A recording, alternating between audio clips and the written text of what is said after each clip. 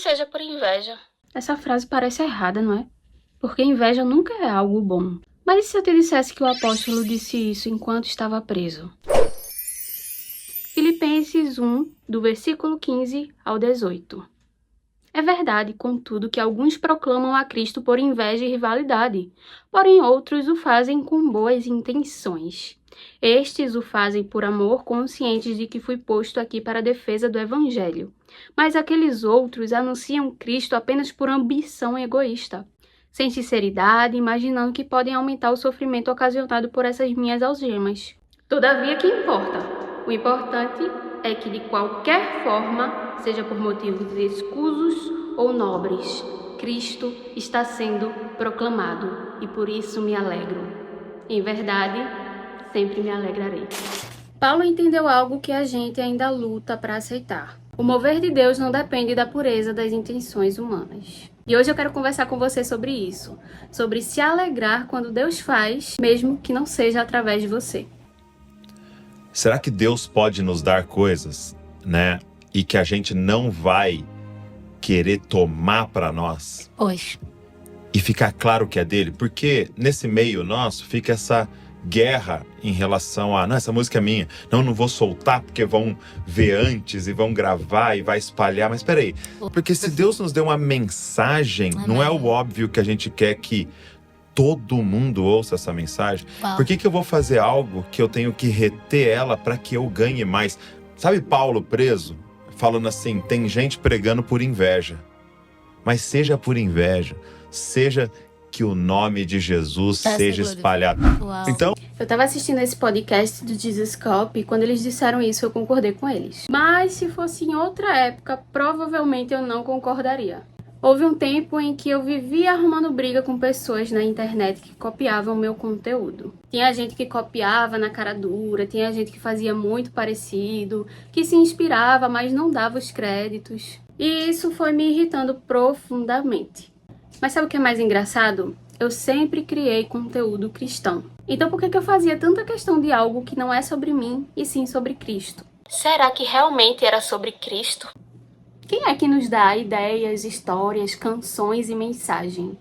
O Senhor. Ele sopra o fôlego da inspiração e nós só traduzimos. Mas quando achamos que o que criamos é nosso, começamos a nos ofender quando alguém faz algo parecido. Esquecemos que somos canais e não fontes. Que Deus é o autor e que nós apenas seguramos a caneta um instante.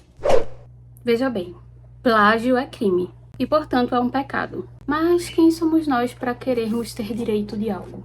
Podemos sim ser bons mordomos daquilo que o Senhor nos entregou. Eu, como autora, protejo o meu livro adquirindo o ISBN, os direitos da obra. Mas se alguém vai lá, baixa o PDF dele, sem meu consentimento, quem está em pecado? Sou eu ou outro? Acho que o que eu podia fazer eu já fiz, não é? Paulo estava preso e enquanto ele estava algemado, outros estavam livres pregando o evangelho. Alguns por amor, outros por inveja. Alguns queriam competir, aparecer, se destacar. Mas Paulo disse: todavia, que importa? O importante é que de qualquer forma, seja por motivos escusos ou nobres, Cristo está sendo proclamado e por isso me alegro. Ele entendeu que não é sobre quem segura o microfone, mas sobre quem é glorificado. o que você quer? Avivamento? Ou você quer avivamento através da sua igreja? O que você quer? Pessoas tocadas por Deus? Ou tem que ser pessoas tocadas por Deus por seu vídeo?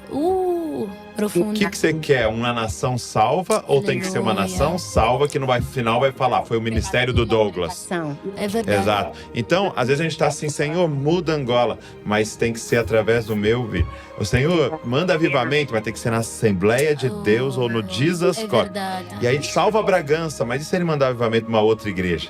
E se o livro de ficção cristã mais vendido não seja o seu, mas de outra autora? E se criarem um evento parecido com o seu, que vai ajudar uma comunidade que o seu evento não ajudaria? E se o vídeo que viralizou falando sobre Jesus Cristo e o Evangelho não for o seu, mas o de outro irmão? Você é capaz de se alegrar? Ou ficaria ofendido. O que é que realmente você quer? Avivamento ou avivamento através do seu conteúdo? Vidas transformadas ou vidas transformadas através de você? Que a ficção cristã cresça, mas apenas se for através dos seus livros e das suas amigas. O importante não é o crédito, mas que Cristo seja anunciado. Isso me traz à memória uma pregação que ouvimos do pastor Eduardo, marido da pastora Camila Barros, que ele fala sobre abanar o fogo que não foi a gente que acendeu. Isso é bem numa altura... Fazer crescer o fogo do... Muito bom. Numa altura em que existe muita produção, em todas as áreas, né? Existe muito investimento. Você poder dizer, não, esse ano vou engavetar aquele meu projeto e vou impulsionar o projeto do fulano. Precisamos aprender a impulsionar os projetos dos outros sem o medo que eles se tornem maiores ou melhores que os nossos. Pois caso não consigamos fazer isso, fica bem claro que o que fazemos não é para a glória do Senhor, mas para a nossa própria glória. Como foi mencionado no vídeo, Deus ele acende a chama em vários lugares. E às vezes ele pode te chamar para abanar o fogo que outro acendeu.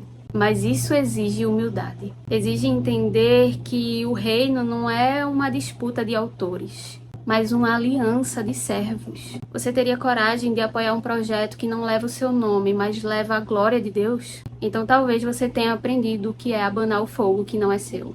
Paulo entendeu. Entendeu que o evangelho não é sobre quem fala, mas sobre quem é anunciado. A mensagem é muito maior do que o mensageiro. Se o que você criou está sendo usado para glorificar a Cristo, então a glória é de Deus e não sua. E para concluir esse vídeo, a minha oração é que a minha ofensa não cale o mover. Que eu não queira ser dona da inspiração, mas serva do inspirador. Porque no fim das contas, tudo vem dele, tudo é por ele e tudo é para ele. Que seja por inveja, mas que o nome de Cristo seja anunciado.